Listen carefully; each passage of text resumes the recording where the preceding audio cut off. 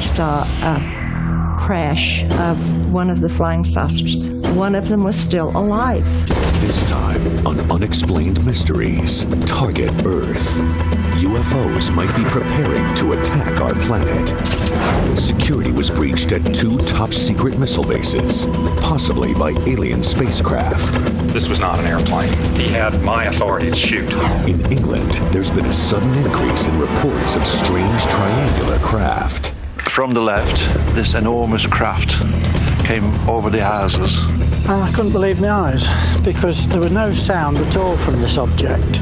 The military made contact with the craft with devastating results. United States Navy Tomcat aircraft were seen to disappear in close proximity to one of these gigantic triangular-shaped craft. We'll explain the origin of the most famous term in ufology. What Arnold's sighting did was to give these things a name, flying saucers. The Pacific Northwest has seen a surge of sightings. One of these discs looked like it was going to crash right near his boat. And the military is powerless to stop an alien assault on Washington, D.C. He flew into this cluster of lights, and then he said, "I see them.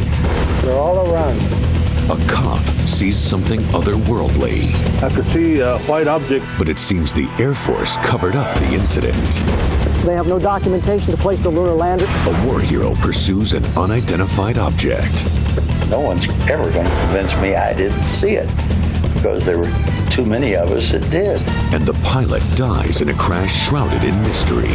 No one at the funeral home saw the body. Memories of the famous Roswell incident from witnesses who lived through it. I have pieces of what is called a flying saucer. I reached over and I got it. And I picked it up and played with it. Why did the military force them to keep quiet?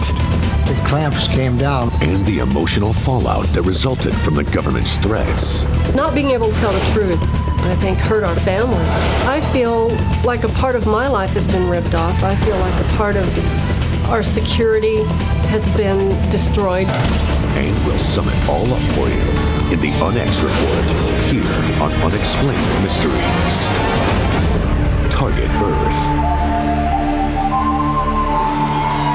Alien spacecraft may have already made contact with Earth. Experts say one of the most dangerous incidents occurred at 2 U.S. missile bases.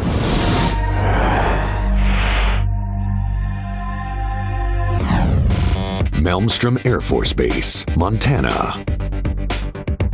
Near the nuclear site, codenamed November, a base that was supposed to be impenetrable. I got a call from one of my security guards upstairs.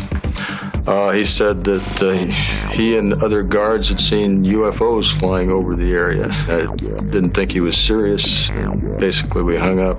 The missiles were armed with nuclear warheads. It was nearly impossible to get past the heavy security. But someone, or something, did. About 5 minutes later, he calls back and he said that there was a UFO hovering just outside the front gate. And he was very frightened. Within a minute or two of the second call, the missiles started shutting down or going off alert. We were basically shocked to see our missiles going no-go sequentially. The only thing I could think was, oh my God. 12 hours later, at another missile site called Echo, the same thing happened. Without warning, their missiles also shut down. We just looked at each other and said, I don't understand this. How could this happen? There is no command in the capsule to turn them off. There was no switch, no off switch. They did not break. Like Salas, Crawford also received a call from a terrified security guard. And he could not identify what he was seeing. In other words, this was not an airplane. It was way too low and too close, and it also didn't go away. I guess I finally convinced him that if the whatever it was came inside the fence, he had my authority to shoot, which made him feel really good. But he said, "Sir, I don't really think that'll do much good." 3 hours later, the missiles came back online. It just started back up normally like they had installed it from the factory. The system designers couldn't figure out what had happened. Nobody could figure out what happened. It lends credibility to the fact that something very, very unusual happened. The military blamed the shutdown on an electromagnetic pulse, a technology which was not man-made, and the Air Force disavowed the reports of their own personnel. I know, for example, that I briefed my commander on the UFO incidents. I know for a fact that those statements in that historical document are false. Incredibly, Salas and Crawford never knew about each other until Salas wrote an article about the incident.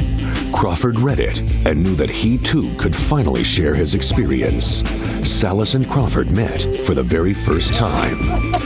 You've been doing for 30 years. It's been a long time. I remember you now. Salas showed Crawford his research. You know, that's interesting that you get together something from the Air Force that specifically says it happened. Both men believe the Air Force is trying to cover up the two incidents. I think when you know something, you tell it. You write it down. There's no reason not to put it public. Certainly, if the UFO, whatever it is, has the capability of shutting down our missiles as they did, it's in the public interest to make this an open debate as to what it all means.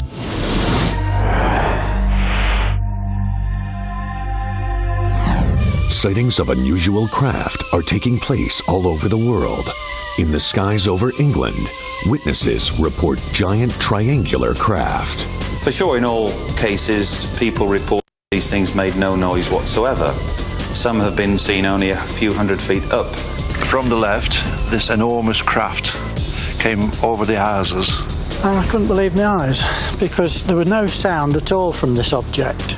It banked over sharp to the left, and then I could see it was a huge triangle.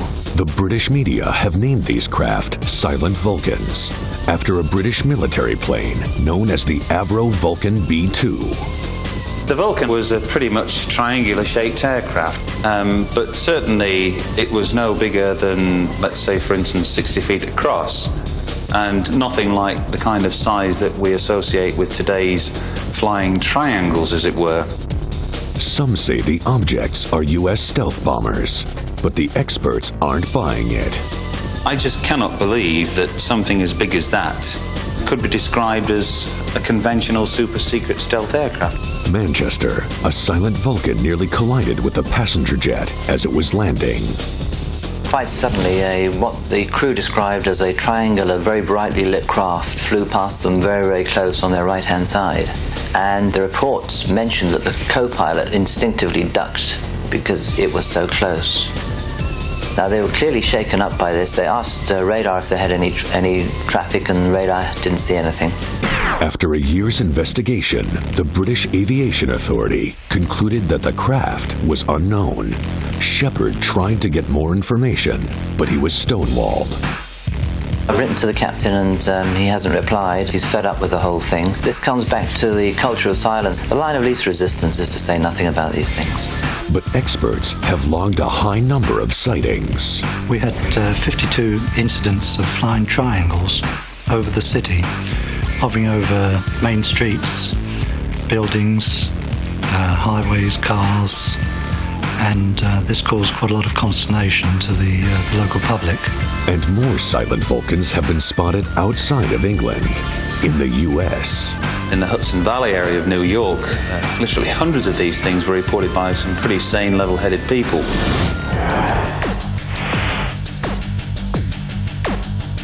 We looked over the top of the trees, and there was this object there out of nowhere.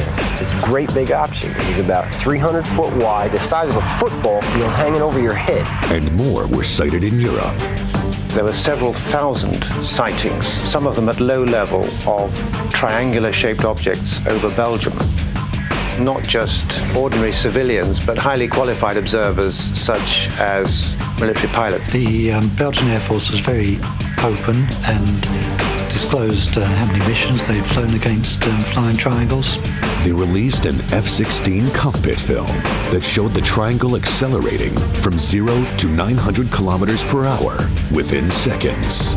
They dropped from 10,000 feet to 500 feet in a few seconds. They were performing aerobatics that no human pilot could have withstood the G-forces. Other ominous incidents were reported by U.S. military personnel. On 2 occasions, United States Navy Tomcat aircraft were seen to disappear in close proximity to one of these gigantic triangular-shaped craft. And I spoke to the witnesses in both instances, and I'm convinced they were telling the truth. Experts fear that these close encounters pose a major security threat. Some of these craft are dangerous. I have no doubts about that whatsoever. And some of the beings associated with them are dangerous. I don't think they have our best interests at heart. Coming up on Unexplained Mysteries, a pilot files the first ever UFO report. They looked something like a pie plate that was cut in half. Fishermen claim to see UFOs descending toward their boat. One of the UFO appeared, from their point of view, to perhaps be having mechanical problems. The Air Force fears that unknown crafts flew within striking distance of our nation's capital. Described them as brilliant blue-white light.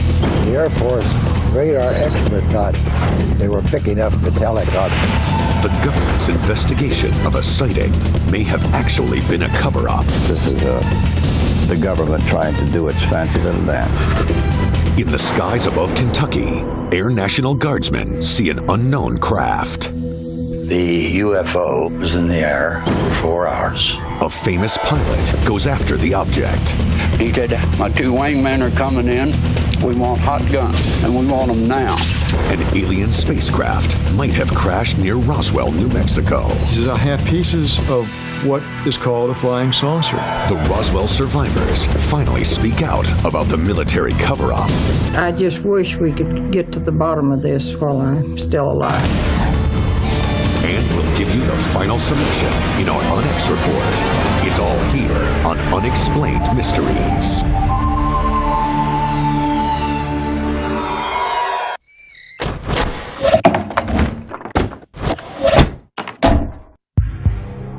When tragedies occur and questions need to be answered. Who had broken into the gun store? When lives are at stake and justice needs to be served. Why was she shot without even being asked for the money? I saw 2 figures who had ski masks and were carrying guns. It's time to examine Exhibit A. The science of forensics made real. Mondays to Fridays on Zone Reality. You got a problem. What do we have today? She was a tenant from hell. Okay. Who you gonna call? How about the one man who really knows what's going on down in the city? I know how it's done. I T-boned him. I'm not responsible. Why did you flee the scene of an accident? All rise, please. Judge Mazziarello is in session. You're talking to me like I'm an idiot, and I'm not an idiot. That's my ruling. Case closed. Street Court on Zone Reality. Beyond a world that's predictable and safe lies the intriguing. And I saw this large globe of light. The vicious. It's the most violent thing I've ever seen. And the terrifying. They don't feel safe. None of us feel safe. Beyond what we know and what we understand. You can't explain everything with science. Lie the unsolved mysteries. Mondays to Fridays on Zone Reality.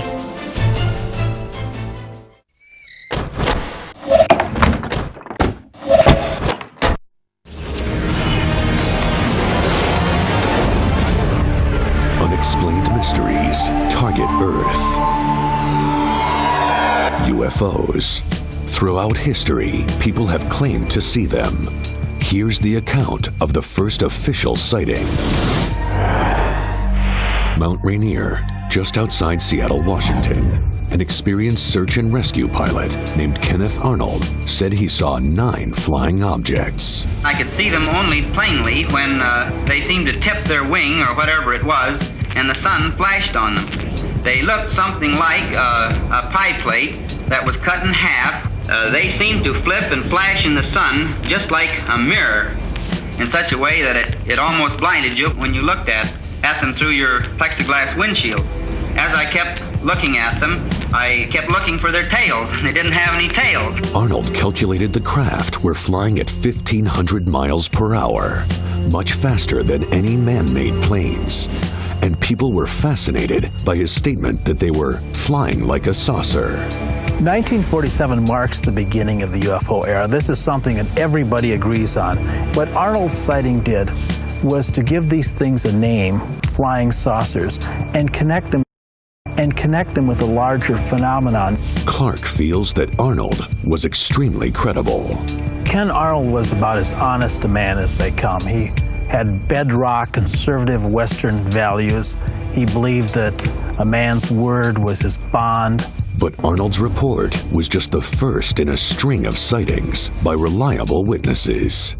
Their extraordinary performance characteristics caused people to believe that some kind of extraordinary breakthrough in aviation technology had been accomplished.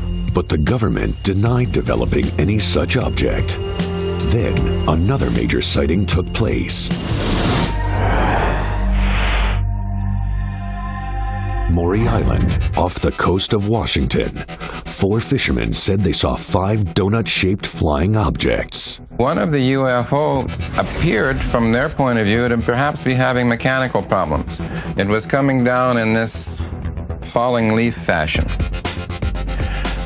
When the UFO got down closer to the water, a second UFO approached it. It touched it as if to jumpstart, perhaps. Then all of the craft took off into the sky and disappeared. After a brief investigation, the Air Force and local newspapers concluded it was a hoax. Some witnesses did not go public then, but now they are. Barney Leroy saw the same donut shapes. Barney Leroy saw the UFO in the falling leaf pattern. And Barney Leroy saw the jumpstart. Barney Leroy was a minister. Before he passed away, he told his brother what he saw. He said, Bob, one of these discs looked like it was going to crash right near his boat, right over here, maybe 100 yards from the sighting. And he said that another one suddenly came down over the woods and over the trees and touched it. Didn't crash into it, but touched it just enough to give it life. These Washington sightings marked the beginning of the modern UFO movement. I did see it, and I did clock it, and it's just as much a mystery to me as it is to everyone else who's been calling me the last 24 hours wondering what it was.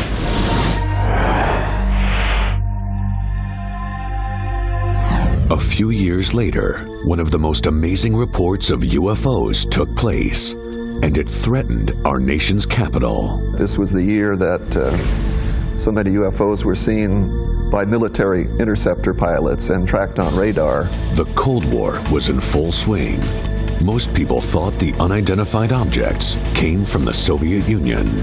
They very quickly learned that this was not anything the Soviet Union had produced, and this led a lot of people immediately to say, well, if it's not from the Soviet Union, it must be from outer space. The military was overwhelmed with questions from witnesses. What had they seen?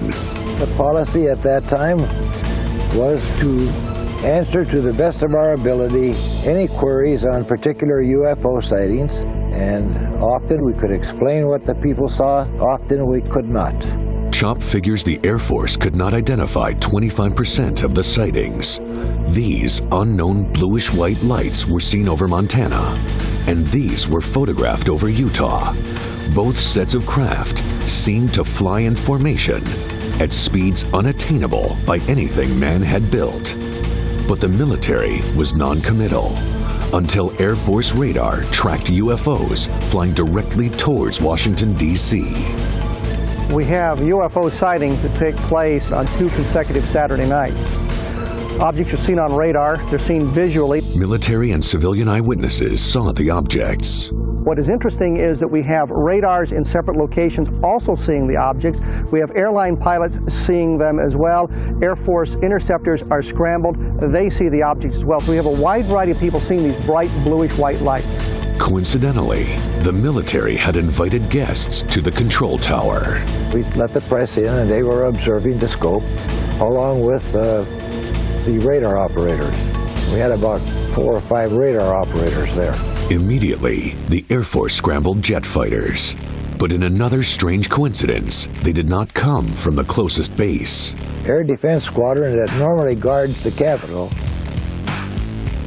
was assigned to Newcastle, Delaware, because they were repairing the runways at Bolling Air Force Base, which seemed unusual for UFOs to visit the Capitol when the jets aren't there. It took more than an hour for two interceptors to reach the UFO coordinates. Well, we could see the flight coming in. All of our unknowns disappeared completely from the scope. It was kind of scary, so we let them go back to base. It seemed like the very second that the interceptors left the range of our scope, our UFOs came back. The interceptors were ordered back to the UFOs. And on this pass, the objects did not vanish. He flew into this cluster of lights, and then he said, I see them, they're all around me. And he described them as brilliant blue-white lights. And we just looked at each other, couldn't figure out what was going on up there. The objects hovered over the Capitol till dawn.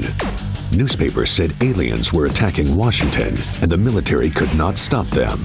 The Air Force resorted to damage control. I'm here to discuss the so-called flying saucers. We have, as of date, come to only one firm conclusion. They were under pressure to explain what is this thing that's flying all over the country that we can't identify and have no control over. The official conclusion the Air Force came to was that temperature inversions had caused these sightings. This, for some reason, satisfied people. It's hard to imagine why, but it did. It threw people off the track, and newsmen, like everybody else, I guess, it was too mind-boggling for them to believe it was real. But experts say temperature inversions take place only under certain rare atmospheric conditions. The signals that return are weak and don't perform the sophisticated movement of these objects. Some servicemen have a hard time believing the official explanation. The Air Force radar expert who was present that night stated that they were good, solid returns, and he thought they were picking up metallic objects. Later, on Unexplained Mysteries, a police officer comes upon an unknown object. It heard this big boom in the bottom, and the fire came out of the bottom. But this sighting was different. There's physical evidence remaining behind. The Air National Guard takes on a dangerous craft. They describe the object as being very large, metallic, round metallic object. But for one brave pilot, it was to be his last mission. I don't ever recall seeing a crash like that. Witnesses say they encountered the alien survivors of a UFO crash. He said one of them was still alive, and it was walking around. The government intimidates the witnesses into a fearful silence. The Federal Communications Commission said, do it and you're dead. And we'll wrap it up with the UNX Report, here on Unexplained Mysteries.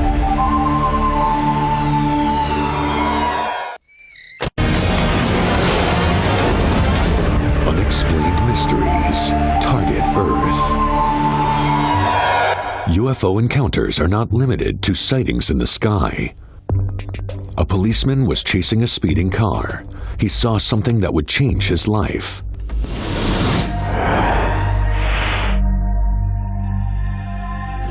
Socorro, New Mexico. When we got to this hill, I saw a lot of dust, and I let the speeder go, and I turned to investigate. I could see a white object sitting between those two bushes over there. As he got closer, Zamora saw something he had never seen before.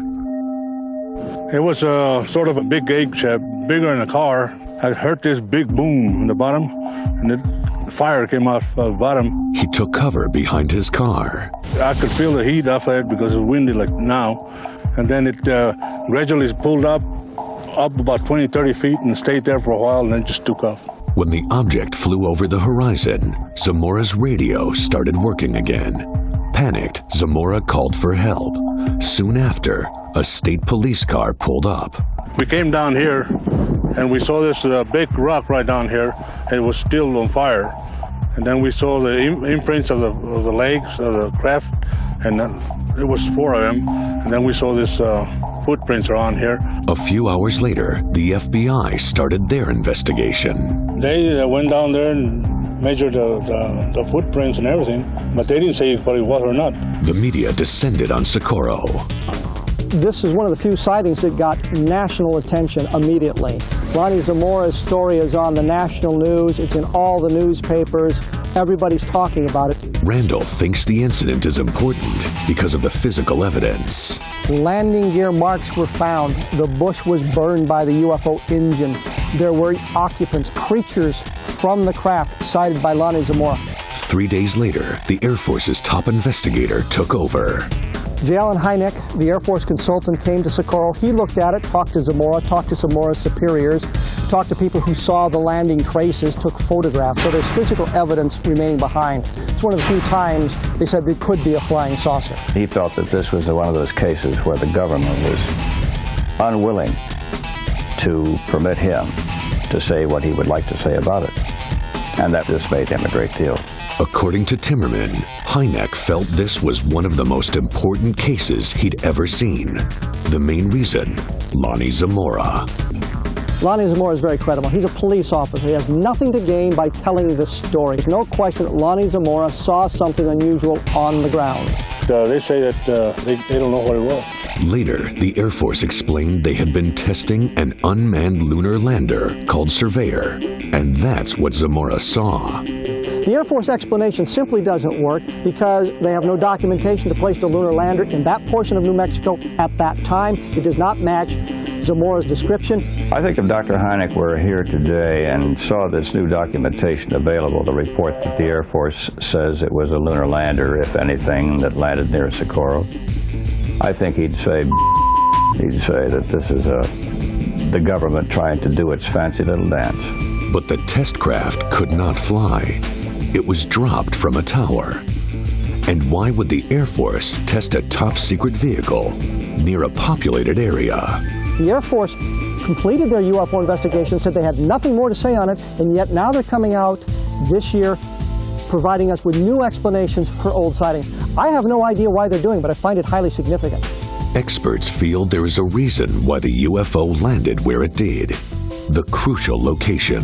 It is between the Los Alamos National Laboratory, the White Sands Missile Range. The Very Large Array radio telescope is 50 or 60 miles to the west. This makes a perfect place for them to come to observe our steps into space and what our science is doing. Timmerman says that Hynek figured out the Air Force was covering up the incident. He was being used. Dr. Hynek saw this, and it was very obvious to him that what Lonnie Zamora was saying in the depths of his honesty was not what the military was saying in their attempt to explain it.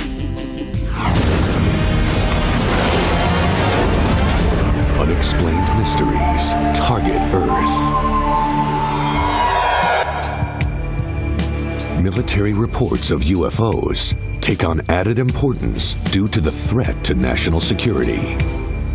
But the military often denies they were alien spacecraft. No one's ever going to convince me I didn't see it, because there were too many of us that did. War hero Thomas Mantell Jr. chased what he thought was a UFO. The Air Force disagreed, and he paid for his mistake with his life.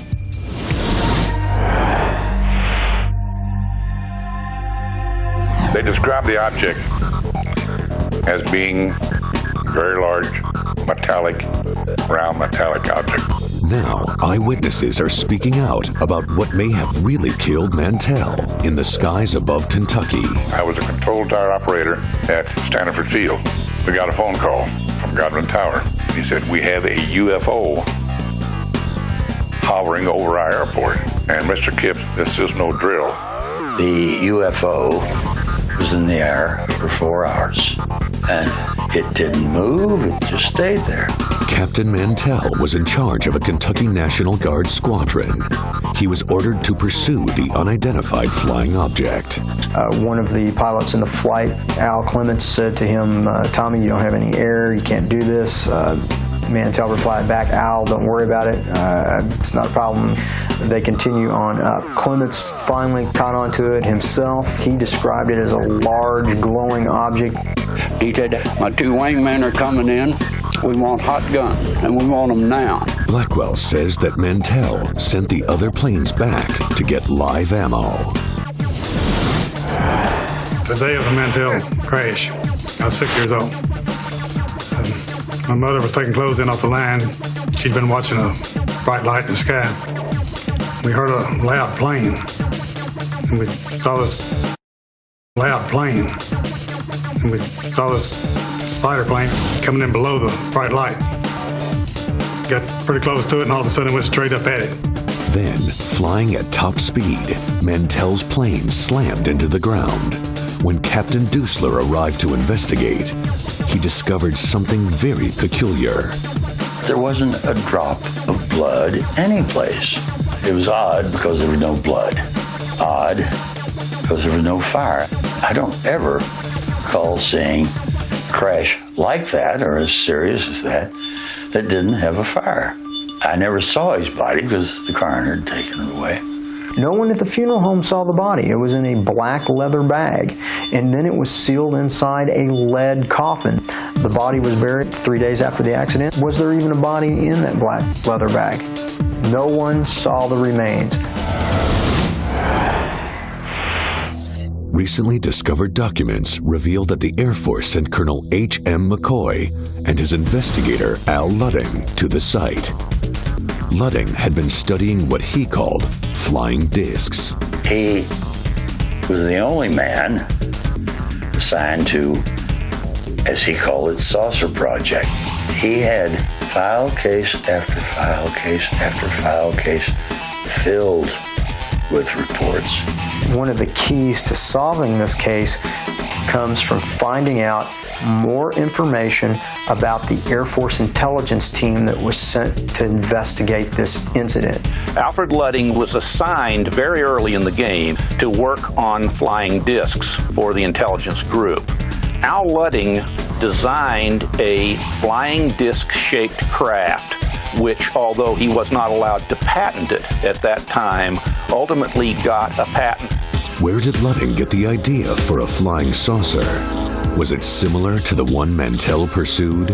At that time, it was general procedure that nobody talked about UFOs. The Air Force's official statement, Mantell died of anoxia, a lack of oxygen, while chasing the object. But does that cover up the real cause of Thomas Mantell's death? If we can answer these questions, if we can find out their background, then we can have a little bit more information that could answer as to whether this was an extraterrestrial vehicle. Coming up on Unexplained Mysteries, the legendary Roswell incident. What happened in the desert? We saw a crash of one of the flying saucers. Witnesses say physical evidence was recovered from the crash site. It was a series of geometrical patterns, very different from anything I'd ever seen before. The government cover-up that traumatized Roswell's friends and neighbors. Our families have been greatly affected, and we never knew why. And we'll give you the final word on UFOs in our Unex report, here on Unexplained Mysteries.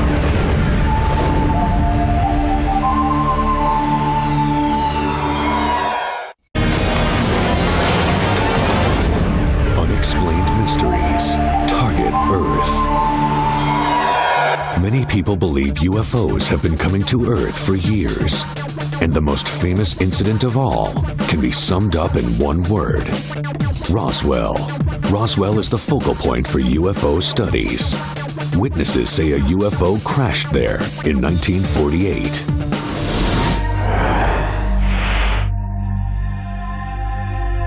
I have pieces of what is called a flying saucer. They also say the U.S. government covered it up with threats and intimidation. And if anybody got close, they were told to shoot to kill. Whatever happened at Roswell, I believe that the government covered it up. The government's brutal tactics left lasting emotional wounds on the residents of the town. But now, the survivors of Roswell are risking their lives to speak out. Obviously, our families have been greatly affected. Our parents' lives were changed, and we never knew why. Roswell was the home of the 509 bomb group of the Army Air Force. It was the only unit in the world with the atomic bomb. Jesse Marcel was the base intelligence officer. It was late one night when my dad came in He woke my mother and myself up out of a sound sleep to show us some debris that he brought in from the desert. The debris came from a crash of an unknown craft. And he was very excited. He called this stuff parts of a flying saucer. There was some metal foil-like material, jagged like it had been ripped or torn. Marcel's son says he noticed some pieces contained symbols that looked like hieroglyphics. It was a series of geometrical patterns. It was certainly very different from anything I'd ever seen before or since.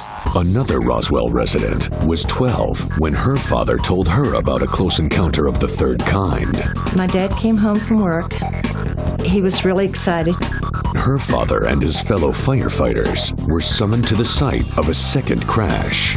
You're not going to believe what we saw when we got there, but we saw a crash of one of the flying saucers. And he said one of them was still alive, and it was walking around. And he said there were two other bodies, but they were in body bags, so he really couldn't see them. He gave us a description about their size, said they were about the size of a small 10-year-old child. With the number of witnesses growing, the military rushed to create an alternative story.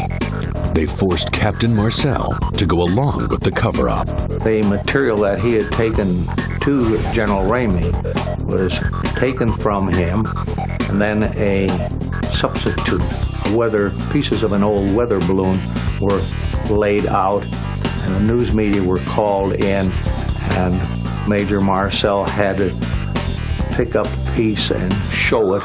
It was a blatant lie. The military conspiracy left lifelong scars on the people they'd threatened. Not being able to tell the truth, I think, hurt our family. I feel like a part of our security has been destroyed. Some have a theory about why aliens were watching the area. I believe that the reason there were so many flying saucers was that atomic bomb went off. So I think they were observing what was going on. I think they knew what was going on. When Roswell's radio station reported the incident, the newsmen heard from the government. The Federal Communications Commission said, the next word you pop out of this, we'll monitor you. Do it and you're dead. Frankie Rowe found some of the crash debris at the fire station. I reached over and I got it. And I picked it up and played with it. Then the military confronted Frankie with a threat that has plagued her for the rest of her life. A man that I believe was an officer came into the house and he said, I understand that you think you saw something. And I said, well, I saw a piece of material. And he said, no, you didn't. And the more I said, yes, I did, the more emphatic he got that, no, I didn't. You can never talk about this the rest of your life. And he said, there are things we can do. We can take you out here in the desert, and no one will ever find your bodies. You'll all be dead. I don't want to live this again, because we don't know for sure they won't do something. They promised they would come back so long as I lived. How do I know they won't? Was the Roswell incident a close encounter of the third kind? Extraterrestrial contact? The government says no, but Frankie Rowe and her fellow survivors feel they've paid a terrible price for the government's cover-up. I think the world should be told all of the details from the beginning, but I don't think this is the only incident, and I think we are entitled to know about all of them.